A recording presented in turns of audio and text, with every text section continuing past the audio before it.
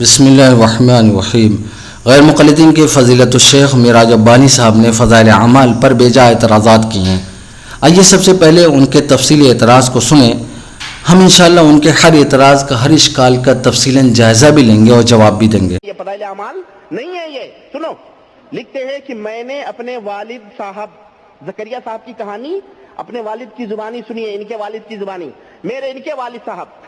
ان کے والد صاحب نور اللہ مرقدہ سے ایک قصہ اکثر سنا۔ وہ فرماتے تھے، جلدی میں پڑھ رہا ہوں، وہ فرماتے تھے کہ ایک شخص کو پانی پت ایک شہر کا نام ہے، پانی پت ایک ضرورت سے جانا تھا۔ راستے میں جمنا ندی پڑتی تھی جس میں اتفاق سے طغیانی کی صورت تھی، یعنی سیلاب آیا ہوا تھا کہ کشتی بھی اس وقت نہ چل سکتی تھی، اتنی طغیانی تھی کہ کشتی بھی فیل۔ یہ شخص بہت پریشان تھا۔ لوگوں نے اس سے کہا کہ فلاں جنگل میں ایک بزرگ رہتے ہیں، فلاں جنگل میں۔ اب بزرگان دین کہاں رہتے ہیں؟ مسجدوں میں نہیں، کہاں رہتے ہیں؟ جنگلوں میں رہتے ہیں۔ دیکھیں یہ یہودیت اور نصرانیت کی تعلیم۔ فلاں بزرگ ایک جنگل میں رہتے ہیں، ان سے جا کر اپنی ضرورت کا اظہار کرو۔ اگر وہ کوئی صورت تجویز کرتے ہیں تو شاید کام چل جائے، ویسے کوئی صورت نہیں ہے۔ لیکن وہ بزرگ اول بہت خفا ہوں گے، دیکھنا وہ بزرگ بہت خفا ہوں گے۔ ہاں، بزرگ پہلے خفا ہوتے ہیں۔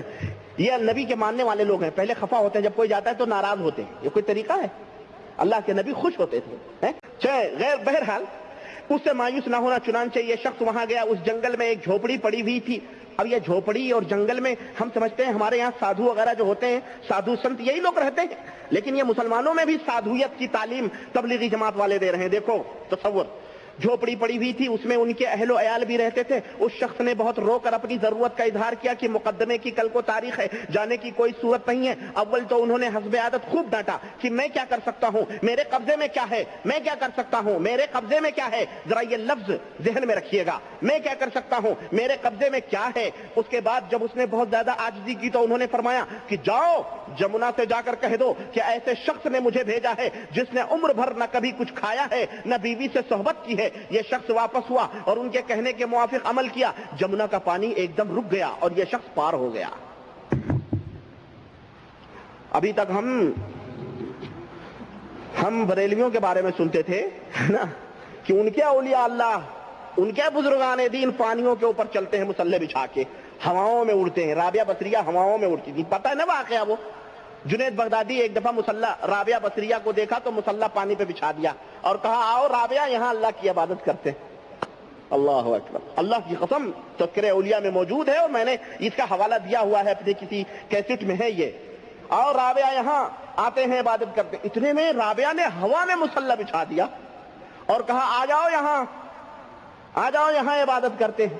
تو جنید بغدادی نے کہا یہ بھی کوئی بات ہے، ہوا میں تو مکھیاں اڑتی ہیں، اگر تم نے مسلح بچھا دیا تو اللہ کی ایک حقیر سی مخلوق ہوا میں اڑتی ہے تو کون سا کمال ہے؟ تو رابعہ نے کہا تو تمہیں کون سا بہت بڑا کمال اور کرامت دکھا رہے ہو؟ اسی سمندر میں اللہ تعالیٰ نے چھوٹی چھوٹی مچھلیاں بھی بنائی ہیں جو پانی کے اوپر تیر رہی ہیں، تو یہ کام تو اللہ کی چھوٹی مخلوق بھی کرتی ہے جو تم کر رہے ہیں۔ اعوذ باللہ۔ تو ایسے ہی جمنا ندی، یہ ان لوگوں کی بیچاروں کی تعلیم ہے جو بریلوی کے نام سے ان دیوبندیوں نے ان کو کافر کہا ہوا ہے اور بدنام کیا ہوا ہے۔ ہم مسلمان نہیں کہہ رہے ہیں، آپ یہاں سمجھیں کہ ہم انہیں مومن سمجھ رہے ہیں، لیکن ہم دیوبندی بھائی جو اپنے آپ کو مومن کہہ کے انہیں مشرک کہتے ہیں، انہیں کافر کہتے ہیں۔ ابھی تو حضرت نے یہ فرمایا میرے قبضے میں کیا ہے، فرمایا ابھی میرے قبضے میں کیا ہے، اور ابھی باقاعدے سمندروں کے اوپر، دریاؤں کے اوپر بھی ان کا قبضہ اور ان کا تسلط اور ان کی حکمرانی چل رہی ہے۔ اور لوگ تو لوگ ہیں، دریا بھی ان کے حکم کو سمجھ رہے، سمندر بھی ان کے حکم کو جان رہا ہے کہ جاؤ جمنا سے کہہ دو جس نے نہ کبھی کھایا نہ کبھی بیوی سے صحبت کی، جگہ دے دیا۔ ایسے بھی اولیاء اللہ ہوتے۔ سنو، لیکن اس شخص وہ شخص پار ہو گیا، جمنا پھر حسب معمول چلنے لگی، پھر بہنے لگی۔ ہم نے سنا تھا کہ کسی زمانے میں حضرت موسیٰ نے عصا مارا تھا، جسے اللہ تعالیٰ نے قرآن میں ذکر کیا ہے۔ عصا مارا تھا تو سمندر پھٹ گیا تھا اور وہ دونوں طرف سے پانی ٹھہر چکا تھا اور اس میں سے حضرت موسیٰ علیہ السلام کی فوج نکل گئی تھی۔ نبی کا یہ مقام تھا۔ اب یہ دیکھیں تبلیغی جماعت کے ولیوں کا مقام دیکھیں۔ اس زمانے میں چونکہ موسیٰ وہاں تھے، نہر فرات اور دریائے نیل وغیرہ، اب ہندوستان میں جمنا ہے نا، جمنا پاروتی، گنگا جمنا، تو اب گنگا جمنا کی کہانیاں ہیں، سنیے۔ چنانچہ وہ آدمی جب واپس آ گیا، لیکن اس شخص کے واپس ہونے کے بعد ان بزرگ کی بیوی نے رونا شروع کر دیا۔ کیوں بھائی؟ بیوی تھی, 2-4 بچے تھے, حضرت نے بہت بڑا الزام لگایا تھا اس کے اوپر, وہ روئے گی نہیں. ہاں سنو بیوی کیا کہہ رہی ہے, دنیا کو پتا تھا وہ ولی اللہ ہے, بیوی کیا کہہ رہی ہے. سنو, گھر والی زیادہ جانتی ہے, گھر والی زیادہ جانتی ہے کہ گھر میں رام گلی میں شام تم ہوتے ہو. سنو, رونا شروع کر دیا اور کہنے لگی تو نے مجھے ذلیل اور رسوا کیا. دیکھیں لہجہ دیکھیں بیوی کا اپنے شوہر سے مخاطب ہونے کا. بیوی ہی نہیں مان رہی تھی کہ یہ ولی ہے. سنیں, تو نے مجھے ذلیل اور رسوا کیا, بغیر کھائے تو تو خود پھول کر ہاتھی بن گیا. عبارت دیکھیں حضرت زکریا صاحب کی, بالکل سہارنپور اور دیوبند کی زبان ہے, بالکل کھڑی بولی. جہاں وہاں کی عورتیں ایسے ہی بولتی ہیں, اور ہمارے دلی والے اور آگرے اور میرٹھ اور ادھر سہارنپور والے بھائی لوگ جانتے ہیں اور سمجھتے ہیں کتنی کھڑی بولتی ہے. کہ جئیو ایو کھئیو پیو. ایک ہمارے مسجد میں دلی میں ہم جہاں پڑھتے تھے تو وہاں نوائے اسلام ایک پرچہ نکلتا ہے, تو اس میں کچھ دن تک خدمت کیا. تو اس کے نیچے ایک مطلب عورت رہتی تھی, وہ متولی مسجد کا تھا, بیچارہ مر گیا, وہ عورت بھی مر گئی ہوگی. اس کے ہاں کوئی پیر آئے تو وہ مسجد میں نہیں آتا تھا نماز پڑھنے. تو ہمارے کسی بھائی نے پوچھا کہ خالہ وہ مسجد میں نہیں آتے پیر صاحب نماز پڑھنے کے لیے. تو کہنے لگی یہ پیر ہوئے, یہ نماز نہ پڑھیں, یہ وظیفہ کریں وظیفہ. بالکل دلی کی مخصوص زبان, سمجھ رہے. تو کہنا بغیر کھائے تو تو خود پھول کر ہاتھی بن گیا. اس کا تو تجھے اختیار ہے, اس کا تجھے اختیار ہے, تو اپنے متعلق جو چاہے جھوٹ بول دے.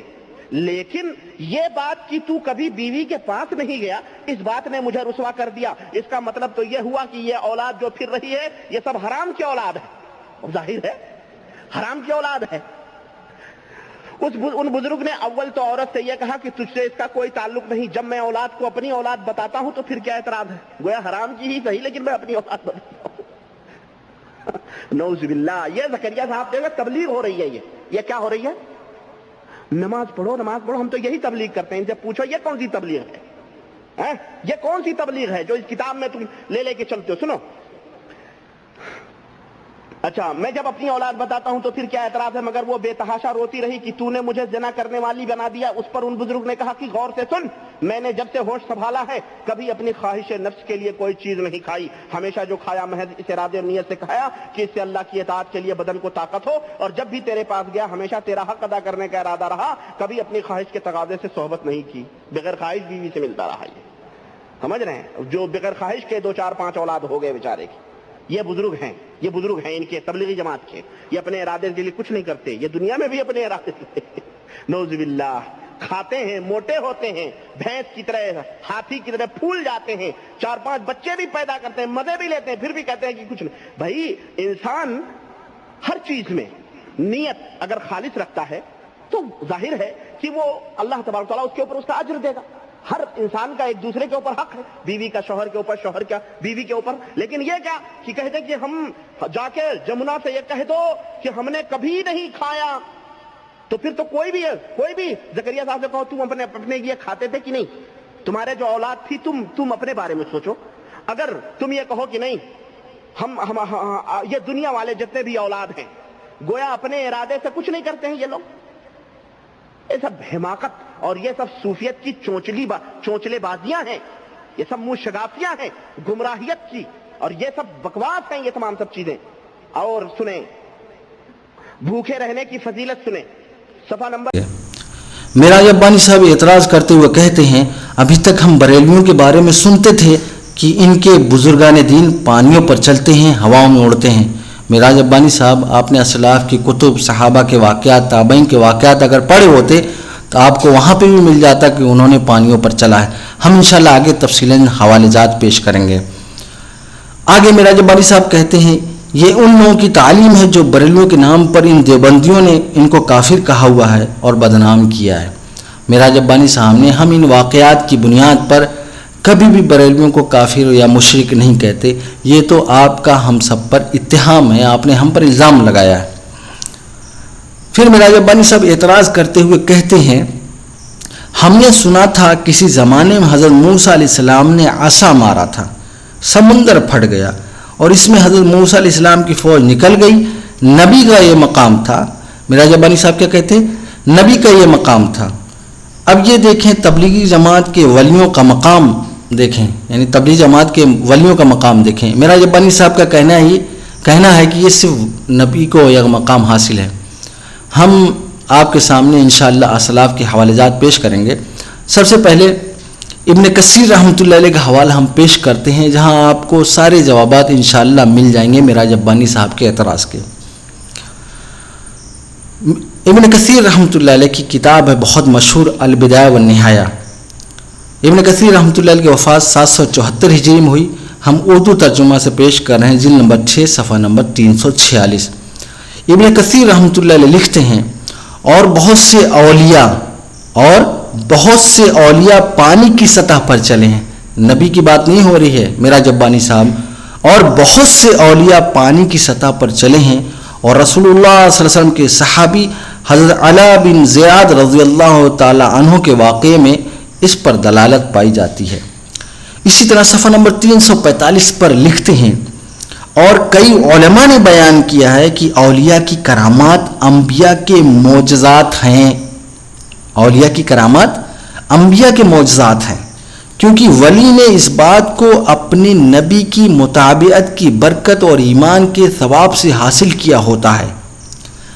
معراج ربانی صاحب کہتے ہیں نبی کو صرف یہ مقام حاصل ہے، جبکہ ابن کثیر رحمۃ اللہ علیہ کہتے ہیں، ابن کثیر رحمۃ اللہ علیہ لکھتے ہیں اور یہ ثابت کرتے ہیں کہ موسیٰ علیہ السلام کا جو معجزہ تھا، عصا مارا، سمندر پھٹ گیا اور اس پہ موسیٰ علیہ السلام کی فوج جو ہے پار ہو گئی۔ ابن کثیر رحمۃ اللہ علیہ تقابل کرتے ہوئے اللہ کے رسول صلی اللہ علیہ وسلم کے امتی کے جو واقعات ہیں پانی پر چل کے، اس سے بھی بڑھ کر ثابت کیا ہے۔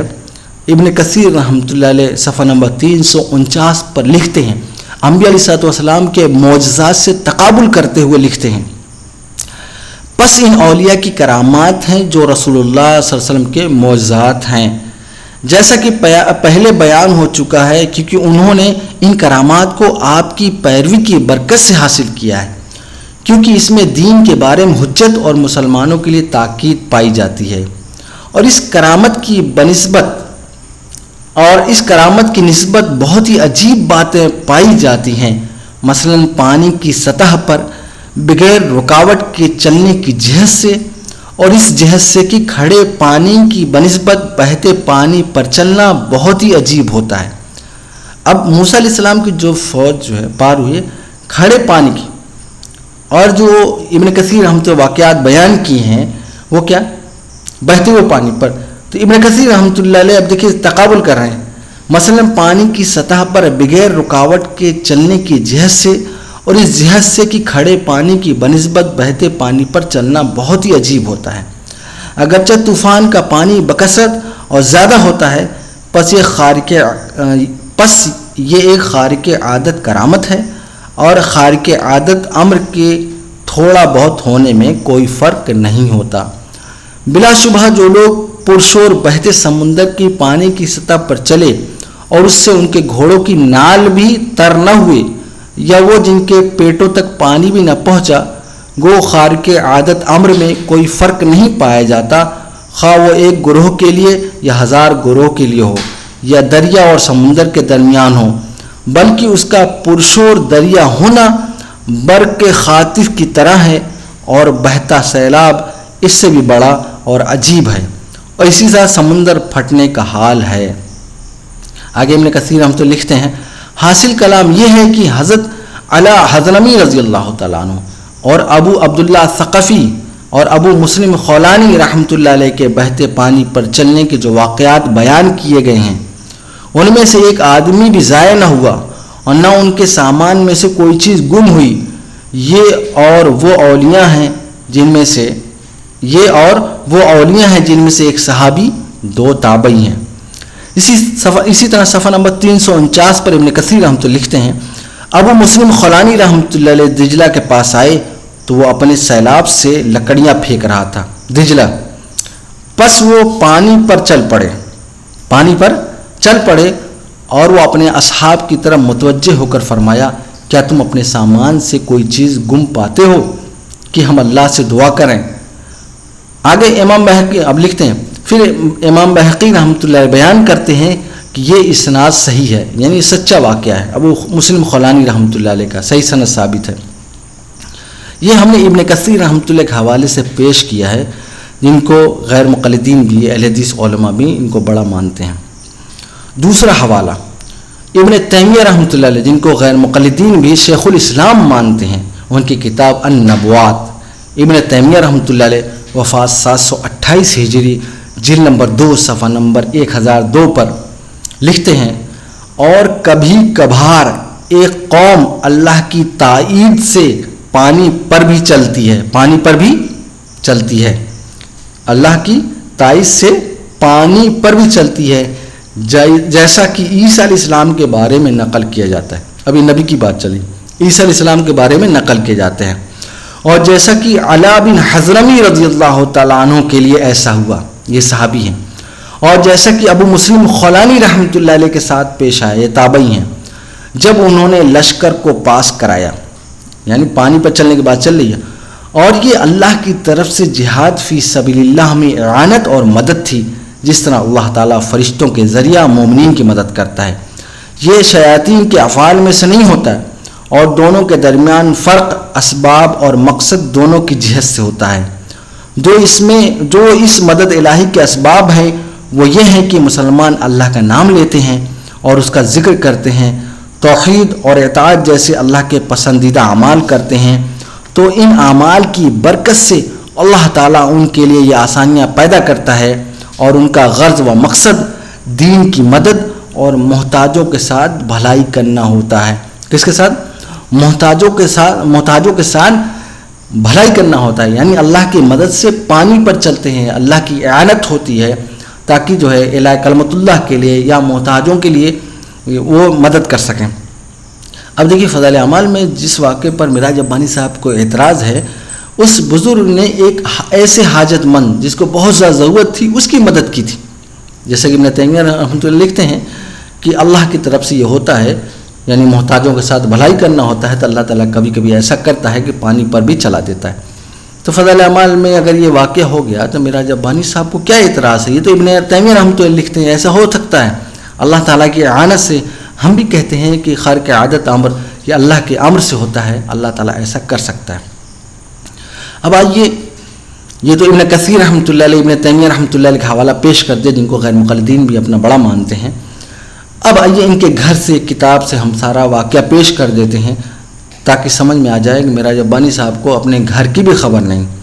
ایک کتاب ہے کرامات صحابہ، اسعد محمد طیب صاحب کی ہے، ترجمہ و تخریج ابو القاسم حافظ محمود احمد، اور نظر ثانی کی ہے ابو ضیاء محمود احمد غضنفر۔ صفحہ نمبر 52 پر واقعات لکھا ہے پانی پر چلنے کے۔ حضرت ابو ہریرہ رضی اللہ تعالیٰ عنہ بیان کرتے ہیں، جب ہم دریا کے کنارے پر، پہلا واقعہ، جب ہم دریا کے کنارے پر پہنچے تو علا بن حضرمی رضی اللہ تعالیٰ عنہ نے کہا، اللہ کا نام لے کر اس میں داخل ہو جاؤ۔ ہم نے اللہ کا نام لیا اور دریا میں اتر گئے۔ اللہ گواہ ہے کہ ہم نے پورا دریا عبور کر لیا، لیکن ہمارے اونٹوں کے تلوے بھی تر نہ ہوئے تھے۔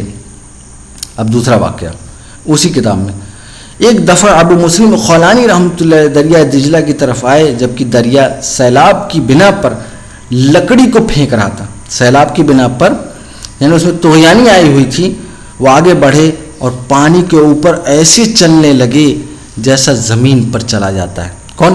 ابو مسلم خولانی رحمۃ اللہ علیہ۔ کس پر چل رہے ہیں؟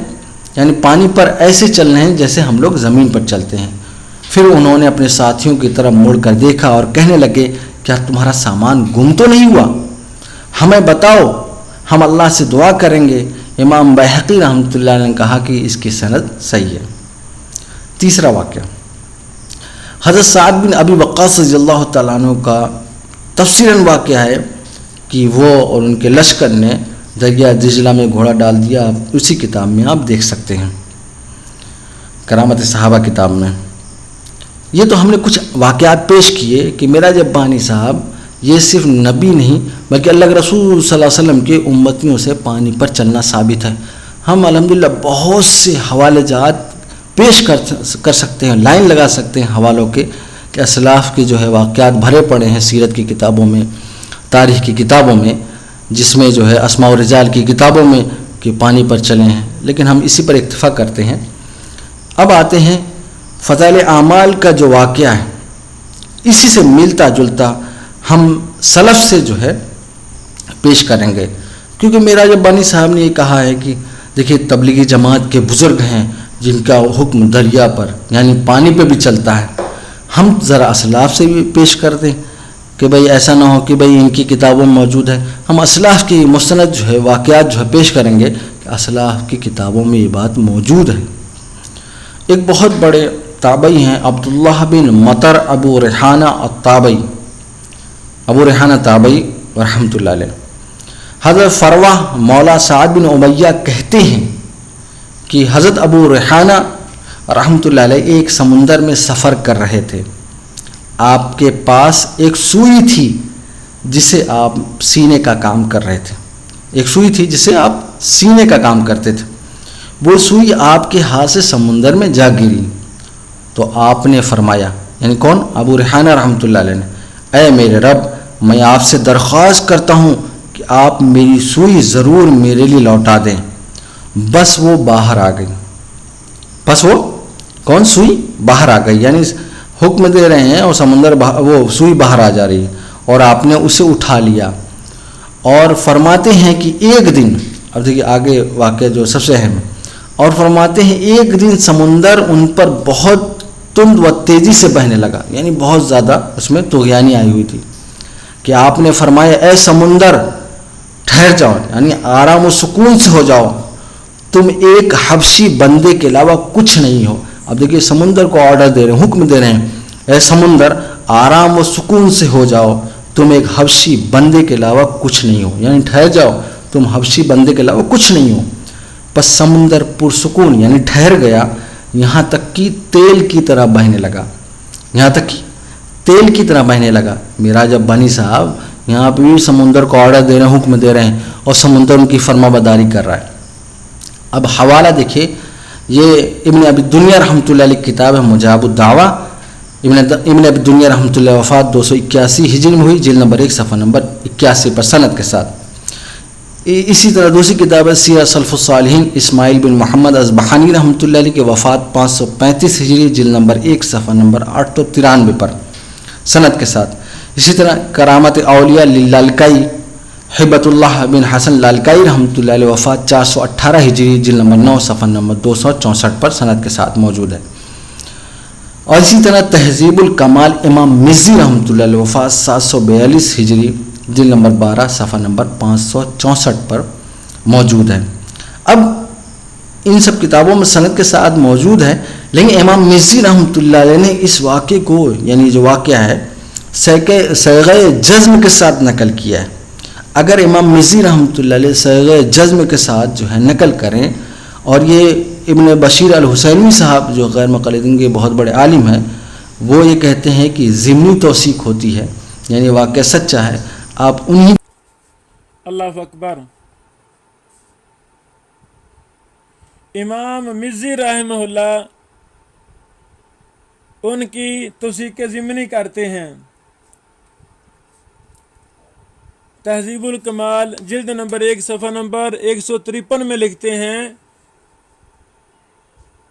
جس قول کی اسناد ہم اس کے قائل تک ذکر نہ کریں تو ان میں سے جو صیغہ جزم سے منقول ہے اس کے قائل تک اسناد میں ہمیں کوئی حرج والی بات معلوم نہیں ہے، اور یہ بات معلوم شدہ ہے کہ امام مزی رحمہ اللہ نے اس کتاب میں عبداللہ بن علی بن مدینی کے طریق سے امام علی بن مدینی کے بے شمار اقوال بالجزم نقل کیے ہیں۔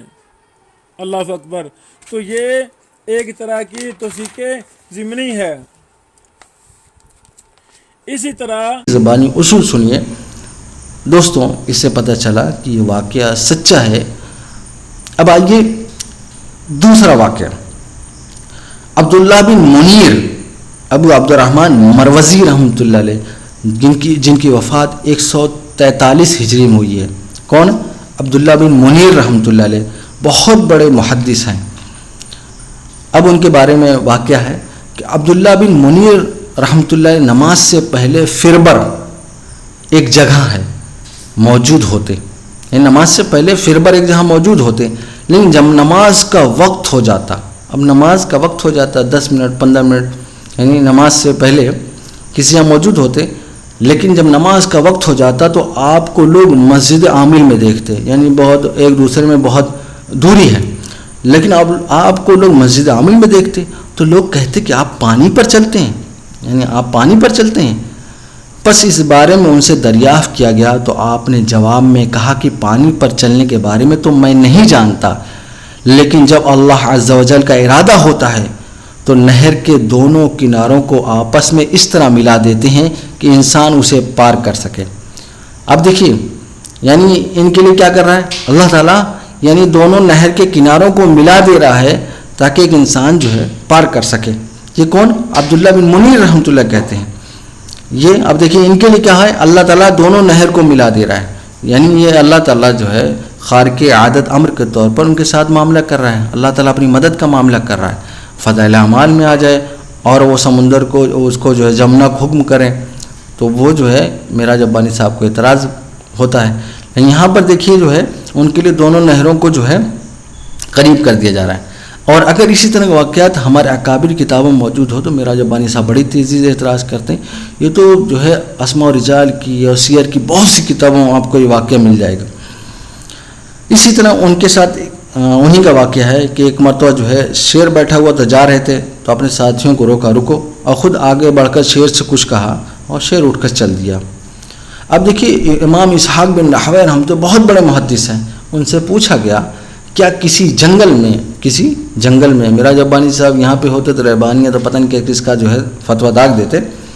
اسحاق بن راہویہ رحمۃ اللہ سے پوچھا گیا کیا کسی جنگل میں بغیر توشہ کے، یعنی بغیر کھانے پینے کے داخل ہونا صحیح ہے؟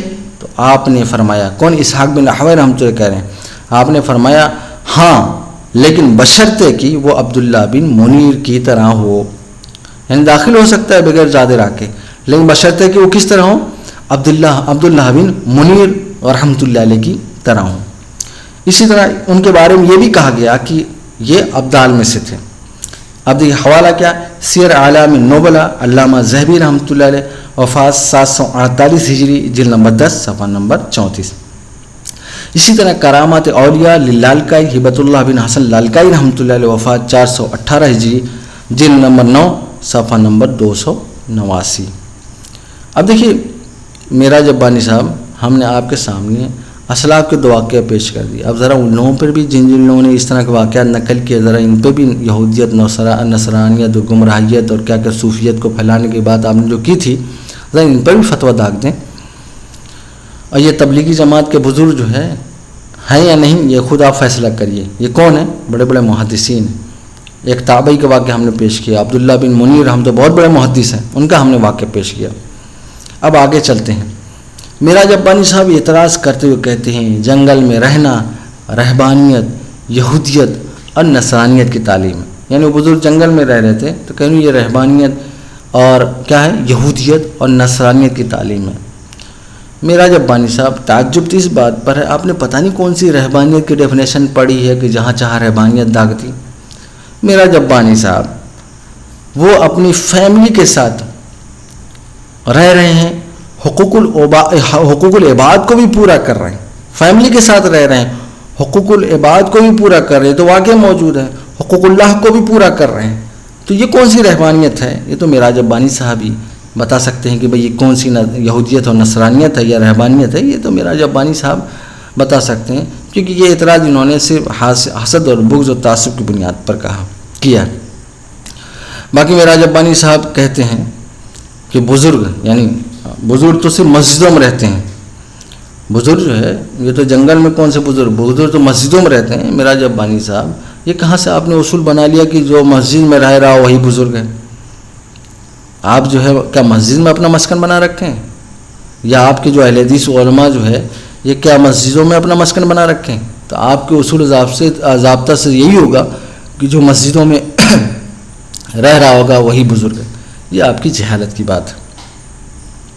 باقی معراج ربانی صاحب یہ کہتے ہیں کہ بزرگ خفا ہوتے ہیں، یعنی یہاں یہ واقعہ موجود ہے کہ اول خفا ہوں گے، کیا نبی کی یہی تعلیم ہے؟ معراج ربانی صاحب اعتراض کرتے ہوئے کہتے ہیں معراج ربانی صاحب کبھی آپ نے اللہ کے رسول صلی اللہ علیہ وسلم کی سیرت کے واقعات کبھی پڑھیں؟ اللہ کے رسول صلی اللہ علیہ وسلم ایسا نہیں کہ بھئی ناراض نہ ہوئے، سیرت کی بہت سی کتابوں میں اور صحیح سند سے مل جائے گا کہ اللہ کے رسول صلی اللہ علیہ وسلم ایسا نہیں کہ ہر مطالبے پر جو ہے مطلب خوش ہوتے تھے، بلکہ بہت سے ایسے مطالبے پر ناراض بھی ہوتے. تو یہ تو سیرت کی کتابوں میں موجود ہے، یہ سبھی جانتے ہیں. تو یہ معراج ربانی صاحب یہ جو آپ نے زبردستی اعتراض کیا ہے جہالت کی بنیاد پر ہے. اور آگے جو ہے معراج ربانی صاحب یہ اعتراض کرتے ہوئے کہتے ہیں کہ حضرت نے فرمایا، یعنی بزرگ نے فرمایا، میرے قبضے میں کیا ہے اور میرے قبضے میں کیا ہے. اب باقاعدہ سمندر اور دریا پہ بھی ان کی حکمرانی چل رہی ہے، سمندر بھی ان کے حکم سمجھ رہا ہے. معراج ربانی صاحب کہتے پہلے تو انہوں نے کہا کہ بھئی میرے قبضے میں کیا ہے، پھر ان کی حکمرانی سمندر پہ بھی چل رہی ہے. معراج ربانی صاحب اصل میں یہ اعتراض آپ کا جہالت کی بنیاد پر ہے. معراج ربانی صاحب خرق عادت جو امر ہے نا، وہ بندے کے اختیار میں نہیں ہوتا، وہ اللہ کے اختیار میں ہوتا ہے. اللہ تعالیٰ اپنی قدرت کا اظہار کرتا ہے. ہم نے پچھلی کئی ویڈیو میں آپ کے گھر کے حوالے جات پیش کیے. معراج ربانی صاحب ان بزرگ نے آخر میں اپنے اعمال کا توسل پیش کیا اللہ کے سامنے، اور اللہ نے پھر جو ہے ان کے ساتھ مدد کا معاملہ فرمایا، اور خرق عادت کے طور پر جمنا کا پانی رک گیا، اور وہ جو ہے وہ شخص جو ضرورت مند تھا پار ہو گیا. یہ جو انہوں نے اپنے اعمال کا توسل پیش کیا. اب جو یہ بھونڈے سے اعتراضات کیے ہیں، ان سب کا جواب ہم انہی کے عالم صدیق حسن کا بھوپالی صاحب، جو ان کے مجدد سمجھے جاتے ہیں، ان کے گھر سے ہی دے دیتے ہیں. صدیق حسن کا بھوپالی صاحب کی کتاب ہے خیرۃ الخیرہ، صفحہ نمبر 22 پر لکھتے ہیں صدیق حسن کا بھوپالی صاحب حدیث کے حوالے سے، صحیح مسلم میں بروایت ابو ہریرہ رضی اللہ تعالیٰ عنہ مرفوعاً آیا ہے، یعنی بہت سے لوگ گرد آلود، پریشان صورت، میلے کچیلے ہوتے ہیں، جو دروازوں سے کھدیڑے جاتے ہیں، کچھ پرواہ ان کی نہیں کی جاتی. وہ اگر قسم کھا بیٹھے اللہ کے بھروسے، پھر تو اللہ ان کو سچا کر دے. یعنی دنیا میں بظاہر نزدیک اہل دنیا کے محتاج و فقیر و حقیر ہیں، کوئی ان کی طرف التفات نہیں کرتا. مسجدوں یا جھونپڑوں، اب دیکھیں معراج ربانی صاحب مسجدوں میں نہیں، مسجدوں میں یا جھونپڑوں یا خانقاہوں وغیرہ اماکن ویران میں پڑے رہتے ہیں. اب دیکھیے جھونپڑوں میں بھی، یہاں بزرگ جھونپڑے میں تھے، اور ویران جگہوں پر رہتے ہیں، وہاں پہ بھی بزرگ پائے جاتے ہیں صدیق حسن کا بھوپالی صاحب کے بقول. مسجدوں میں، جھونپڑوں میں، خانقاہوں میں اور ویران جگہوں میں پڑے رہتے ہیں، اللہ کی عبادت و ذکر میں رہا کرتے ہیں، مگر اللہ کو ایسے عزیز و محبوب ہوتے ہیں کہ اللہ ان کی قسم کو جھوٹی نہیں کرتا. جس بات پر وہ توکلاً علی اللہ قسم کھا بیٹھتے ہیں، ویسا ہی اللہ ان کی عزت قائم رکھنے کو کر دیتا ہے. تو یہاں پہ بھی جو ہے یہی معاملہ ہے معراج ربانی صاحب کہ یہ بزرگ جو ہے اللہ کے فرما بردار تھے، اللہ کے حکموں کو ماننے والے تھے، اور آگے انہوں نے اپنے عمل کو پیش کیا ہے. معراج ربانی صاحب نے آدھے عمل کو پڑھ کر اس پر تبصرہ شروع کیا، لیکن اگر پورے عمل پر پڑھ کر تبصرہ کرتے تو پھر کوئی اعتراض باقی نہیں رہتا. اب آتے ہیں معراج ربانی صاحب کا سب سے آخری اعتراض، جو جاہلانہ اور غباوت کی علامت ہے. وہ اعتراض کیا ہے؟ وہ اعتراض یہ ہے کہ معراج ربانی صاحب کہتے ہیں گھر والی زیادہ جانتی ہے، گھر میں رام گلی میں شام، گھر والی ولی نہیں مانتی، بیوی کے اوپر بہت بڑا الزام لگایا گیا تھا. معراج ربانی صاحب کہتے ہیں ظاہر ہے حرام کی اولاد ہے، گویا حرام کی ہی صحیح، لیکن میں اپنی اولاد سمجھتا ہوں. یہ سب صوفیت کی چونسلے بازی، بکواس اور گمراہیت ہے. یہ معراج ربانی صاحب کس بنیاد پہ اعتراض کر رہے ہیں؟ جو ان بزرگ نے کہا جاؤ جمنا سے کہہ دو کہ ایک ایسا شخص جو ہے جس نے نہ کبھی کھایا نہ کبھی بیوی سے صحبت کی، ٹھیک ہے، اس بنیاد پر اعتراض کر رہے ہیں. جبکہ آگے ان بزرگ نے وضاحت کر دی، لیکن پھر بھی معراج ربانی صاحب نے ایسی جہالت والے اعتراض کیے ہیں کہ حرام کی اولاد ہوئی، گویا حرام کی ہوئی، لیکن پھر بھی میں اپنی اولاد سمجھتا ہوں. اب یہ بتائیے گھر میں رام اور گلی میں شیام، ایسی سی بکواس کی ہے جن کے جو ہے جواب دینے کی ضرورت نہیں تھی، لیکن کیونکہ ان کے جو فالوور ہیں وہ اندھے مقلد ہیں، وہ یہی سب اعتراض لے کر چلتے ہیں۔ ویسے معراج ربانی صاحب آپ نے اپنی دماغ کے گند جو ہے، جو دماغ کی گند بیان کی یہاں پر، ہمیں جواب دینے کی ضرورت نہیں تھی۔ اب آتے ہیں معراج ربانی صاحب جن بزرگ پر اعتراض تھا کہ بیوی نے پہلی ان کی بات کو سمجھا نہیں، لیکن جب انہوں نے وضاحت کی تو بیوی سمجھ گئی۔ آگے جو وضاحت کی ہے اس پہ کیا اعتراض ہے معراج ربانی صاحب، وہ کیا ہے، وہ کس بنیاد پر ان بزرگ نے کہی ہے، ہم ذرا پہلے اس کا سیاق و سباق فضائل اعمال سے پڑھ دیتے ہیں۔ مولانا زکریا رحمۃ اللہ علیہ فضائل صدقات صفحہ نمبر 410 پر امام غزالی رحمۃ اللہ علیہ کتاب احیاء العلوم سے ایک بات نقل کرتے ہیں، تفصیلاً ہے، میں مختصر پڑھتا ہوں۔ تیسری قسم ان دونوں کے درمیان وہ ضروری چیزیں ہیں جو آخرت کے کاموں میں معین و مددگار ہوں، جیسا بقدر کھانا، سونا اور ضرورت کے موافق معمولی لباس، گرمی کا، سردی کا، اور ہر وہ چیز جس کی آدمی کو اپنی صحت اور بقا کے لیے ضرورت ہے۔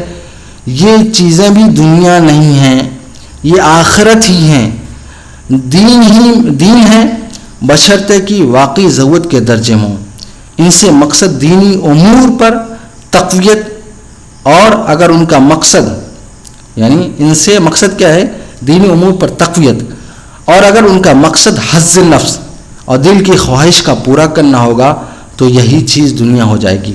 یعنی آدمی دل کی خواہش کے لیے کرے گا تو کیا دنیا ہے، لیکن اگر دین کے لیے وہ کرے گا، یہ سوچ کر جیسے کھانا کھا رہا ہے کہ ہم اسے کھائیں گے تو اسے جو ہے ہمارے اندر طاقت آئے گی، ہم عمل کریں گے، تو یہ جو ہے دین ہے۔ یہی مولانا زکریا ہم تو لکھی ہے۔ اب اس ضمن میں بزرگ کا واقعہ بیان کیا ہے، ان بزرگ کا کہ میں نے عمر بھر نہیں کھایا، نہ بیوی سے صحبت کی۔ اب اس سے مراد کیا ہے؟ اس سے مراد یہ ہے کہ آگے جو ہے انہوں نے وضاحت کی، بزرگ نے خواہش نفس کے لیے کچھ نہیں کھایا، اور اس نیت سے کھایا کہ اللہ کے اطاعت کے لیے بدن میں طاقت آئے۔ یہ بزرگ خود وضاحت کر رہے ہیں کہ کبھی میں نے خواہش نفس کے لیے نہیں کھایا، یعنی نفس کی خواہش ہو رہی کھایا، بلکہ میں نے اپنی کیا ہے نیت صحیح کی، یعنی خواہش ہوئی لیکن میں نیت کی، میں نے اس لیے کھا رہا ہوں، کس لیے کھا رہا ہوں، تاکہ بدن میں طاقت آئے اور میں دین کا کام کر سکوں۔ اور ایسی بیوی سے صحبت کی خواہش نفس کے لیے نہیں، بلکہ اس وجہ سے کی کہ بھائی بیوی کا میرے اوپر حق ہے، یہ بھی دین ہے، اگر میں جو ہے اس کے لیے کروں گا۔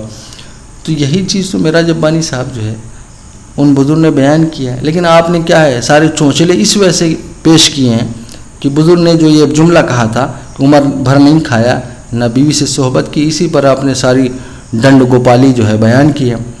باقی اگر آگے بزرگ کی جو وضاحت ہے، ٹھیک ہے، ایک آدمی کوئی بات کہتا ہے اور سامنے والا اس تعبیر کو بیان کر دیتا ہے تو اس تعبیر کو آپ کیوں نہیں لیتے؟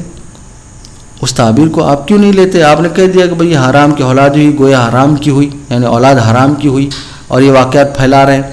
یہ معراج ربانی صاحب یہ جاہلانہ اعتراض آپ کا تھا، لیکن کیونکہ آپ کو اگر یہ تعبیرات ہضم نہ ہوں تو ہم انشاءاللہ آپ کے سامنے ذرا ایک مثال پیش کر دیں تاکہ آپ کا ہاضمہ صحیح ہو جائے، کہ جو ان بزرگ نے وضاحت کر دی پھر بھی آپ وضاحت لینے کو تیار نہیں ہیں اور آپ الزام و تہمت لگا رہے ہیں۔ آئیے ہم آپ کے سامنے ابو ذر غفاری رضی اللہ تعالیٰ عنہ کے واقعہ پیش کرتے۔ اسی طرح ایک چیز انہوں نے عمل کی اور آگے جب تک تعبیر نہیں بیان کی سامنے والے نے اس چیز کو جھوٹا سمجھا۔ وہ کیا ہے واقعہ؟ سنن کبریٰ امام بہقی رحمۃ اللہ کتاب ہے، وفات 458 ہجری، جلد نمبر 4 صفحہ نمبر 485 پر۔ اسی طرح مسند احمد امام احمد بن حنبل رحمۃ اللہ علیہ، وفات 241 ہجری، جلد نمبر 35 صفحہ نمبر 266۔ تفصیلاً واقعہ بس تھوڑا سا میں بیان کر دیتا ہوں۔ نعیم رحمۃ اللہ علیہ ایک مرتبہ ابو ذر غفاری رضی اللہ تعالیٰ عنہ کے پاس آئے تو ابو ذر غفاری رضی اللہ تعالیٰ عنہ کی دعوت کی، کھانا نہ کھلایا، اور جب جو ہے خود یہ فرمایا کہ میرا تو روزہ ہے۔ اب دیکھیے کہ ایک شخص کیا کہہ رہا ہے، صحابی رسول یہ کہہ رہے ہیں کہ میرا روزہ ہے۔ جب دیکھا کہ انہوں نے اس نماز پڑھی، جب دیکھا کہ بھائی یہ مہمان ہے، پیٹ بھر کے کھا لیا ہے، تو اس کے پاس آئے، کھانا شروع کر دیا۔ تو ان کو بڑا تعجب ہوا، انا للہ پڑھی، بڑا تعجب ہوا کہ بھائی ایک صحابی رسول اتنے بڑے، کہہ رہے میں تو آپ کو جھوٹا نہیں سمجھتا تھا۔ اب دیکھیں معراج ربانی صاحب اگر یہ واقعہ پڑھیں فضائل اعمال میں، وہ تو صحابی نہیں سمجھتے تھے، وہ تو جو ہے نعوذ باللہ من ذالک، اور وہ گلی میں رام شام کا، یہ تو میں نہیں کہہ سکتا، یہ معراج ربانی صاحب ہی کہہ سکتے ہیں، ان کو جھوٹا سمجھتے تھے معراج ربانی صاحب۔ یہ جہالت ہوتی ہے اگر آگے وضاحت نہ پڑھی جائے، وضاحت کو نہ سمجھا جائے۔ اب دیکھیے ابو ذر غفاری رضی اللہ تعالیٰ عنہ نے جب ان کو اچنبھا دیکھا تو پھر وضاحت کی، تو مجھے جھوٹا سمجھتے ہو؟ انہوں نے کہا اصل میں ایام 20 یعنی 13، 14، 15 کا روزہ رکھتا ہوں۔ اللہ کے رسول صلی اللہ علیہ وسلم کی اس پر حدیث ہے کہ گویا اس نے پورا مہینہ کا روزہ، جس نے 3 روزہ رکھا اس نے گویا پورے مہینے کا روزہ رکھا، بس میرا روزہ بھی چل رہا ہے، یعنی میں تو کیونکہ 3 روزہ رکھ لیا ہے تو پورا مہینہ کا روزہ ہے، میرا روزہ بھی چل رہا ہے اور تمہارے ساتھ کھا بھی رہا ہوں۔ اب دیکھیے یہاں پر جو ہے، یہاں پر وضاحت کر دی، وہ سمجھ گئے کہ بھئی بات کیا ہے۔